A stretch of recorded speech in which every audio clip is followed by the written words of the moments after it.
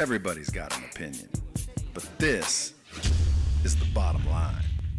Hello everybody, listen, I'm back again as promised to talk about the big man himself, Mr. Jesus Christ. Now, I've done a little research, talked to a little people, even since the last episode. Remember the last episode? We're trying to say, is Jesus Christ his name? Was Jesus Christ his name? I am not quite sure yet. I'm hearing a lot of this and a lot of that. So this is part 2. So last episode, I talked about Jesus Christ. If that's his name, then why did they call him Yeshua back in the day? Now, people will say, well, they called him Yeshua, but when they translated that to Greek, Greek didn't have those letter combinations or those sounds in their language. So they supposedly translated it to Iesus, I-E-S-O-S or S-O-U-S, Iesus. Now, they did that character for character, a transliteration of the word Yeshua, the name Yeshua. So the question I have, and what I started debating is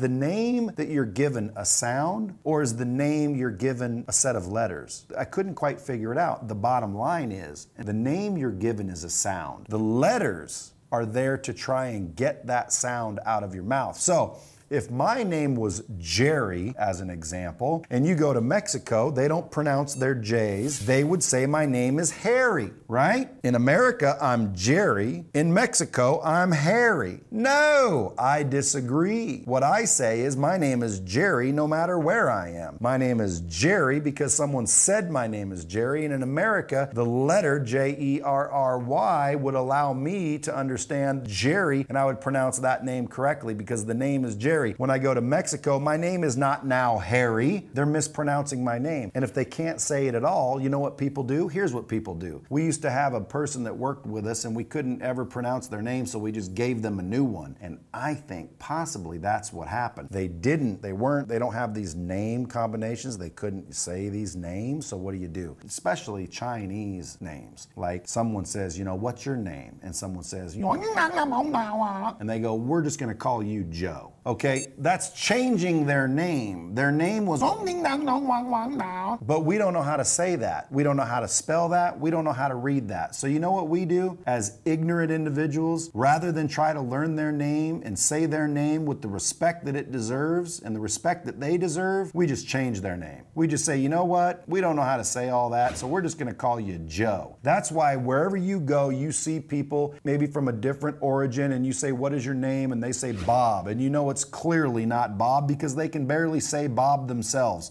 Somebody said, look, we're just going to call you Bob. Now, if you ask me, I think that might be closer to the truth as to a transliteration. My name is Yeshua, but we don't have those words, so we're going to call you Iesus. Now, guess what? Iesus, that means Yeshua? I'm not sure, but I'm looking, and I'm going to bring you proof on the next episode because, as I said, man, this subject is too deep. It's too big. It's too important. It's too massive to fit in just one episode. So stay tuned to the next one because we're going to get to the bottom of this, and that's the bottom line.